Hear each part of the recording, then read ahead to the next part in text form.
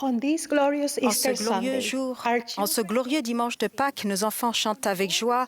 Par un beau printemps doré, Jésus se leva. Quittant la tombe où il gisait, la mort il domina. Nous sommes reconnaissants de savoir que Jésus-Christ est ressuscité. Pourtant, à certains moments de notre vie, nous avons eu le cœur brisé après avoir perdu un être que nous aimions profondément. Au cours de la pandémie mondiale actuelle, bon nombre d'entre nous ont perdu des êtres chers, qu'il s'agisse de membres de la famille ou d'amis. Nous prions pour les personnes endeuillées. Russell Nelson a dit « Quel que soit notre âge, nous sommes endeuillés par la perte de ceux que nous aimons. Le deuil est l'une des expressions les plus profondes de l'amour pur. En outre, comment apprécier pleinement la joie des retrouvailles à venir sans les larmes de la séparation présente? La seule manière de rendre la mort non douloureuse, c'est de mener une vie sans amour. Nous pouvons imaginer ce que les amis de Jésus qui l'avaient suivi et servi ont ressenti lorsqu'ils ont été témoins de sa mort. Nous savons qu'ils s'affligèrent et pleurèrent. Le jour de la crucifixion, ne sachant pas ce qui se passerait le dimanche, ils durent se sentir accablés par la détresse, se demandant comment ils allaient continuer sans leur Seigneur. Cependant, ils ne cessèrent de le servir, même après sa mort. Joseph d'Arimathée demanda à Pilate de lui confier le corps de Jésus.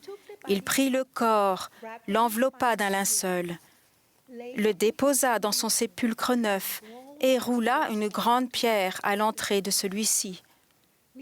Nicodème apporta de la myrrhe et de l'aloès.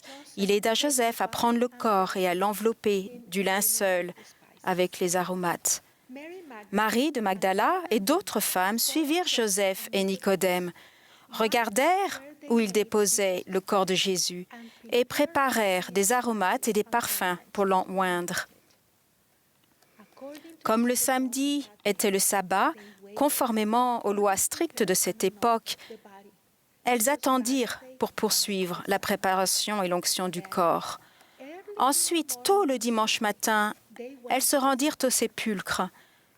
Après s'être aperçues que le corps du Sauveur n'y était pas, elles allèrent le dire aux disciples, les apôtres de Jésus. Les apôtres se rendirent au sépulcre avec elles et virent qu'il était vide. Finalement, tous repartirent, sauf Marie de Magdala, qui se demandait ce qui était arrivé au corps du Sauveur. Elle resta seule à côté du sépulcre. 2 jours plus tôt seulement, elle avait assisté à la mort tragique de son ami et maître. Maintenant, son tombeau était vide et elle ne savait pas où il était. C'était trop dur à supporter pour elle et elle pleura. À cet instant, le Sauveur ressuscité s'approcha d'elle et lui demanda pourquoi elle pleurait et qui elle cherchait. Pensant que c'était le jardinier qui s'adressait à elle, elle lui demanda si c'était lui qui avait emporté le corps du Seigneur et de lui dire où il l'avait mis afin qu'elle puisse le prendre. J'imagine que le Seigneur laissa Marie de Magdala exprimer ses sentiments et son chagrin. Puis il l'appela par son nom. Elle se tourna vers lui et le reconnut. Elle vit le Christ ressuscité et fut témoin de sa glorieuse résurrection. Comme vous, je peux comprendre dans une certaine mesure l'angoisse que Marie de Magdala et ses amis ont ressentie lorsqu'ils pleurèrent la mort de leur Sauveur. Quand j'avais 9 ans, j'ai perdu mon frère aîné lors d'un tremblement de terre dévastateur. Parce que c'était arrivé de façon brutale, j'ai mis du temps à en saisir la réalité. J'avais le cœur brisé de douleur et je me demandais, qu'est-il arrivé à mon frère? Où est-il? Où est-il allé? Le reverrai-je un jour? À cette époque, je ne connaissais pas encore le plan du salut de Dieu et j'avais le désir de savoir d'où nous venions quel était le but de la vie et ce qu'il adviendrait de nous après la mort. N'avons-nous pas tous ces profondes aspirations lorsque nous perdons un être cher ou quand nous traversons des difficultés? Quelques années plus tard, j'ai commencé à penser à mon frère d'une manière particulière. Je l'imaginais frappant à notre porte. J'ouvrais la porte, il était là, debout, et il me disait « Je ne suis pas mort, je suis vivant. Je ne pouvais pas venir à toi, mais je resterai avec toi maintenant et ne repartirai jamais. » Cette pensée imaginaire, presque un rêve, m'a aidé à supporter le chagrin que j'éprouvais à cause de sa mort. La pensée qu'il serait avec moi me revenait sans cesse à l'esprit. Parfois, je fixais même la porte en espérant qu'il frapperait et que je le reverrais. Environ 40 ans plus tard, à Pâques, pendant que je méditais sur la résurrection de Jésus-Christ, j'ai commencé à penser à mon frère. À ce moment-là, j'ai eu un déclic dans mon esprit. Je me suis rappelé que je l'avais imaginé venir me voir. Ce jour-là, j'ai pris conscience que l'Esprit m'avait accordé du réconfort au cours d'une période difficile.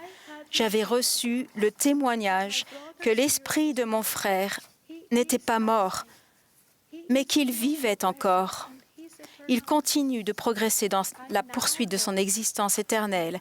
Je sais à présent que mon frère ressuscitera en ce moment merveilleux où, grâce à la résurrection de Jésus-Christ, nous ressusciterons tous. En outre, grâce au Sauveur, nous aurons tous la possibilité d'être réunis avec notre famille et d'avoir la joie éternelle en la présence de Dieu si nous choisissons de faire et de respecter des alliances sacrées avec lui. Comme le président Nelson l'a enseigné, la mort est une composante nécessaire de notre existence éternelle. Personne ne sait quand elle viendra, mais elle est essentielle au grand plan du bonheur de Dieu. Grâce au sacrifice expiatoire du Seigneur, la résurrection est une réalité et la vie éternelle est accessible à toute l'humanité. Pour les êtres aimés plongés dans le deuil, l'aiguillon de la mort est adouci par la foi inébranlable en Christ, une espérance d'une pureté parfaite et l'amour de Dieu et de tous les hommes avec le profond désir de les servir. Cette foi, cette espérance et cet amour nous qualifieront pour entrer en la présence sacrée de Dieu et pour demeurer éternellement avec lui en compagnie de notre conjoint et de notre famille pour l'éternité. Je témoigne que si le Christ n'était pas ressuscité d'entre les morts ou s'il n'avait pas rompu les liens de la mort, afin que la tombe n'ait pas de victoire et que la mort n'ait pas d'aiguillon, il n'y aurait pu y avoir de résurrection. Mais il y a une résurrection. C'est pourquoi la tombe n'a pas de victoire et l'aiguillon de la mort est englouti dans le Christ. Il est la lumière et la vie du monde. Oui, une lumière qui est sans fin, qui ne peut jamais être obscurcie. Oui, et une vie qui est sans fin, de sorte qu'il ne peut plus y avoir de mort. Jésus-Christ lui-même a déclaré « Je suis la résurrection et la vie.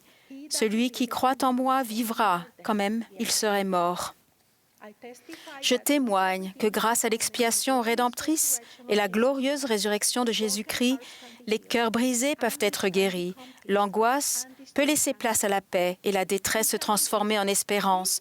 Le Sauveur est à même de nous entourer de ses bras de miséricorde pour nous réconforter, nous donner de la force et guérir chacun de nous.